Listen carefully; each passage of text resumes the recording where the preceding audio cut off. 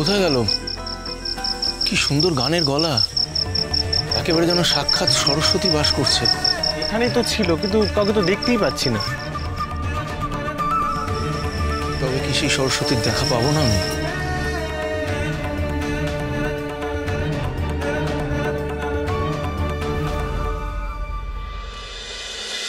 এই শেষবারের মতো ছেড়ে দিলাম। এর পরের বার আমার পেছনে লাগতে এলে না, I will finish your life. জীবনটা ছাড়খাড় করে দেবো।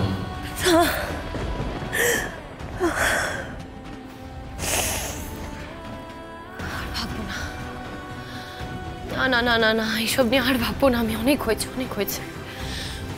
ওই বাজে ফালতু লোকটার কথা ভেবে নিজের মেন্টাল পিস নষ্ট করার কোনো মানে নেই দিশা। অনেক হয়েছে, বাস কাম ডাউন। অনেক হয়েছে, রিল্যাক্স রিল্যাক্স।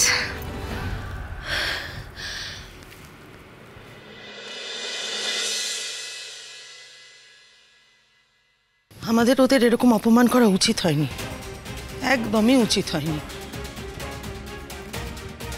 রনিত, রনিত, তুই আর সাগনিক একবার ওদের বাড়িতে যাবি, ক্ষমা চায় নাকি? হ্যাঁ, আমার হয়েও ক্ষমাটা চাস। আন্টি, আমার কাছে কি আর অন্য কোনো চয়েস নেই? মানে তুমি খুব ভালো করে জানো যে সৌম্য এবং আঙ্কেল যদি এটা জানতে পারে তাহলে দুজনে মিলে আমাকে জাস্ট কাঁচা চিপিয়ে খাবে। আই এম সরি আন্টি, সেটা কোনোভাবেই পসিবল না।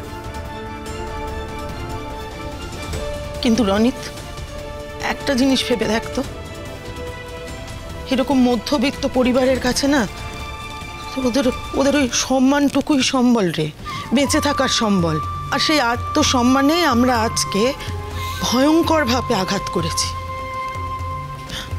ওরা নিজেদের ভুল বুঝতে পেরে প্রতিবাদ করেছিল, তা সত্ত্বেও আমরা কেউ ওদের রেয়াত করিনি, ওদের অপমান করেছি, তাও আবার এক ঘর সাংবাদিকদের সামনে। দেখ রনিত, সৌম্য নিজেকে ঠিক প্রমাণ করবার জন্য যা করেছে, কিন্তু ওদের অপমান করাটা ওর উচিত হয়নি।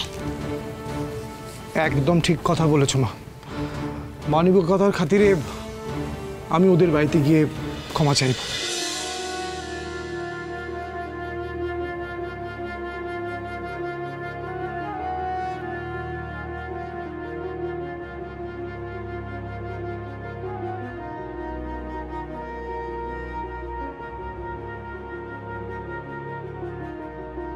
বাপরে, কত গান, কত কবিতা এর মধ্যে লিখে রেখেছি, শুধু সুর দেওয়া হয়নি। কবে যে সুর তাল পেয়ে এগুলো গানের চেহারা পাবে কে জানে।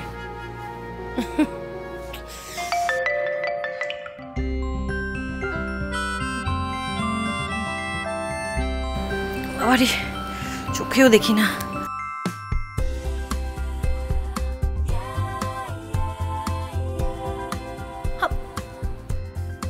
নীলের নতুন গান, আরে বাস, ভগবান থ্যাংক ইউ সো মাচ। এত খারাপ একটা সময় পর এত ভালো একটা সারপ্রাইজ আমি আশাই করিনি। এত চটপট আমাকে শুনতে হবে আমার ফেভারিট সিঙ্গার। হেডফোনটা খুব তো, হ্যাঁ এটাকে শুনি।